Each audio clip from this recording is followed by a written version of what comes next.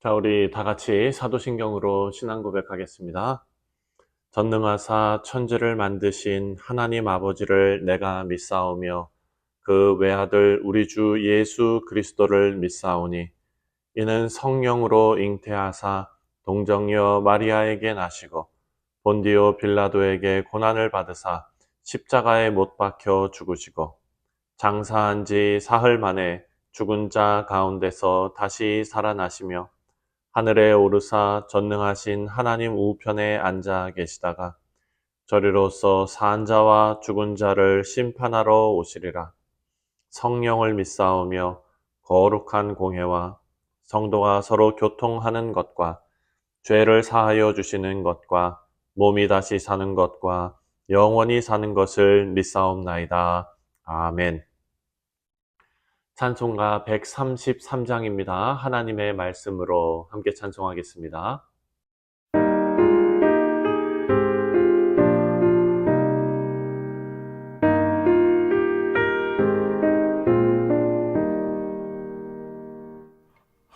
하나님의 말씀으로 이 세상이 창조되니 그는 알파와 오메가 처음이요 끝이시라.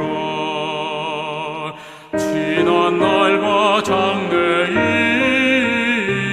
장래일을 모두 주관하시네. 영원토록 영원토록 온 하늘이 찬양하며 천사들도 찬양하네. 만국 백성 경배하네. 우리의 왕 하나님께 모든 입술 열어 찬양 목소리를 합하여 영원토록 영원토록.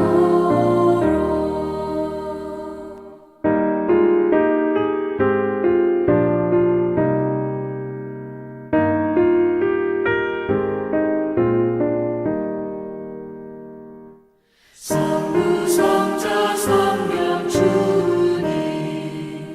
삼위일체 하나님께 감사 찬미 노래하며 끊임없이 찬양하리.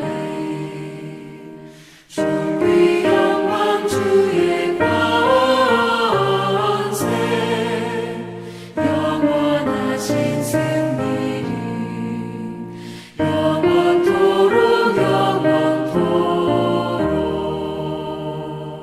아멘.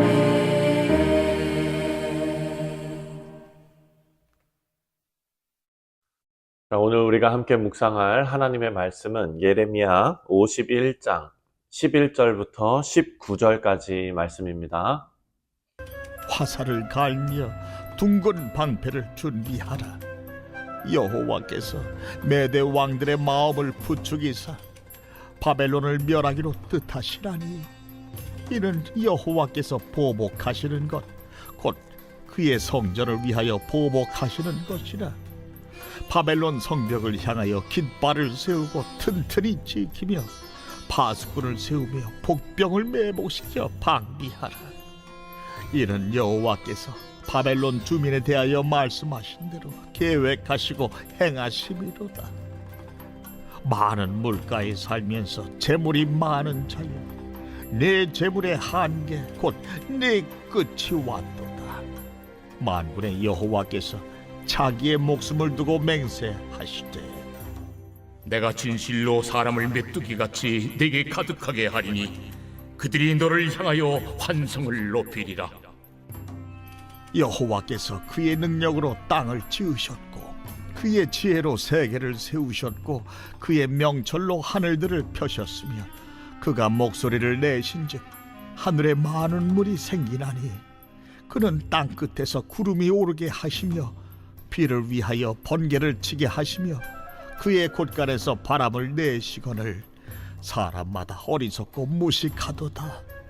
금장색마다 자기가 만든 신상으로 말미암아 수치를 당하나니 이는 그 부어 만든 우상은 거짓이요 그 속에 생기가 없음이라. 그것들은 헛된 것이요 조롱거리이니 징벌하시는 때에 멸망할 것이나 야곱의 분깃은 그와 같이 아니하시니 그는 만물을 지으신 분이요 이스라엘은 그의 소유인 지파라. 그의 이름은 만군의 여호와시니라. 네, 사랑하는 성도님들, 우리는 말씀을 묵상할 때 하나님은 누구신가를 생각하면서 묵상해야 합니다. 우리가 성경을 읽을 때 우리 가운데 계속해서 질문해야 하는 것이 바로 이것입니다. 하나님은 누구신가? 그리고 성경은 우리에게 하나님은 누구신지에 대해서 가르쳐주고 있습니다. 오늘 본문을 보면 바벨론을 심판하시는 하나님이 누구신가를 생생하게 묘사해 놓고 있습니다. 그래서 오늘 본문에서는 하나님을 3인칭으로 언급하면서 말씀이 진행되는데요. 15절과 16절을 보면 바벨론에게 심판을 행하시는 하나님은 인간의 지혜로는 절대로 이해할 수 없는 그런 권능을 가진 창조주 하나님이시다라는 것을 묘사하고 있습니다. 15절과 16절을 읽어보면 여호와께서 그의 능력으로 땅을 지으셨고 그의 지혜로 세계를 세우셨고 그의 명철로 하늘을 펴셨으며 그가 목소리를 내신즉 하늘에 많은 물이 생기나니 그는 땅 끝에서 구름이 오르게 하시며 비를 위하여 번개를 치게 하시며 그의 곳간에서 바람을 내시거늘. 아멘. 자, 권능의 하나님은 창조주 하나님이시다라는 것을 고백하고 있습니다. 여러분, 사실 이 말씀은 작년에 우리가 묵상했던 예레미야 10장에 나왔던 말씀과 그대로 똑같은 말씀이 다시 반복되어 쓰이고 있습니다. 예레미야 10장 12절부터 16절까지 말씀을 보시면 오늘 본문 말씀과 동일한 말씀이 기록되어져 있습니다. 오늘 말씀을 보면 여호와를 찬양하다라는 제목이 붙어 있습니다. 바로 하나님을 찬양하는 그 내용이 그대로 오늘 본문에 옮겨져 있는 것입니다. 자, 그 내용을 조금 더 깊이 우리가 살펴보면 15절에 예레미야는 하나님께서 천지를 창조하신 것을 밝히면서 세 가지 동사를 사용합니다. 짓다, 세우다, 펴다 이런 동사를 사용합니다. 그의 명철로 하늘을 펴셨다라는 표현이 나오는데요. 우리는 이 표현에 주목해야 합니다.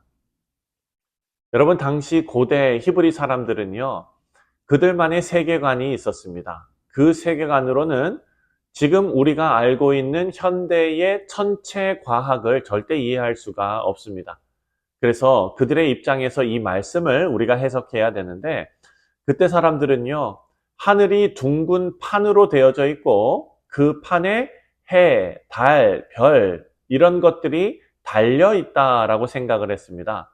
그래서 여러분, 요즘 아기들을 위해서 이 아이들 이렇게 아기를 눕혀놓고 위에 모비를 달아서 이렇게 아이를 즐겁게 해주는 장난감처럼 그렇게 해주는 게 있죠. 그런 것처럼 하나님께서 우리를 위해 하늘을 펼쳐 놓으셨다라고 표현하면서 하나님께서 명철로 펴셨다라고 말합니다.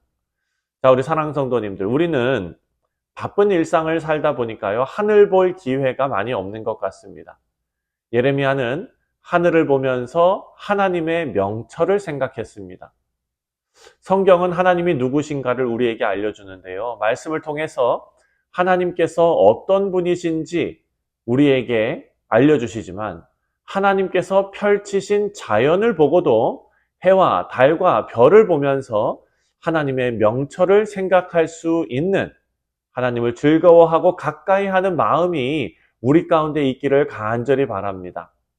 하늘을 보면서 하나님의 명철을 생각한다는 것은 그런 위대한 하나님, 지혜로우신 하나님의 말씀 앞에 절대 순종해야 한다라는 것을 우리에게 일깨워 줍니다.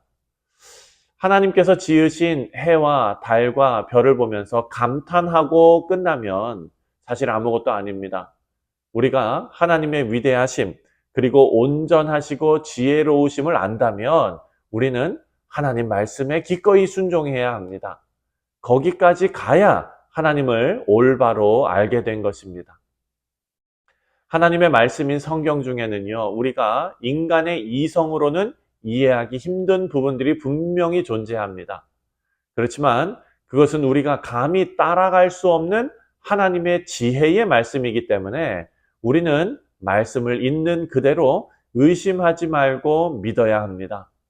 하나님의 말씀을 따라 우리가 살아갈 때 하나님께서 우주 만물을 한치의 오차도 없이 운행하시는 것처럼 우리의 인생도 하나님과 조화로운 삶을 살게 될 줄 믿습니다. 여러분, 이어서 16절을 보시면은요, 하나님께서 목소리를 내셨는데 하늘에 많은 물이 생겼다라고 말합니다.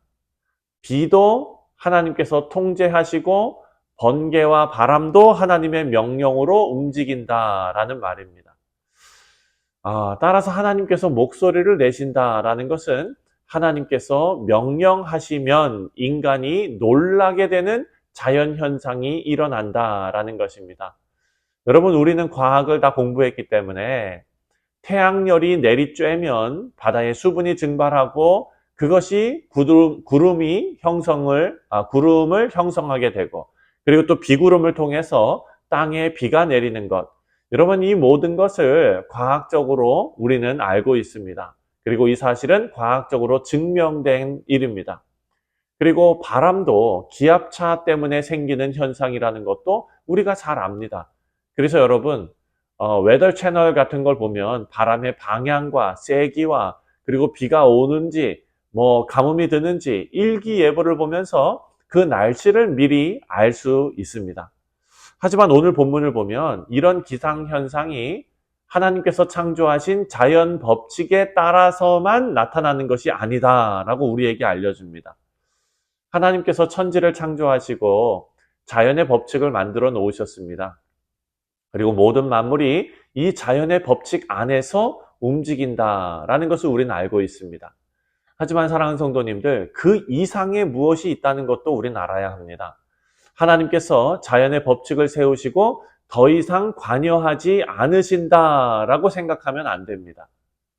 하나님께서는 이 세상을 창조하시고 모든 일에 대해서 심지어 국가 간의 일들, 그런 큰 일들 또는 개인의 작은 일들까지 세세히 하나님의 섭리 가운데 역사하심을 믿으시기 바랍니다. 그래서 이 세상에서 일어나는 가장 정말 놀라운 그런 기상현상, 여러분, 이런 것들을 비롯해서 또한 이 땅에 존재하는 모든 작은 일까지 하나님께서 주인이 되셔서 관여하신다라는 것이 성경이 우리에게 알려주는 것입니다. 그래서 우리는 하나님이 없는 것처럼 우리의 인생을 살면 안 됩니다.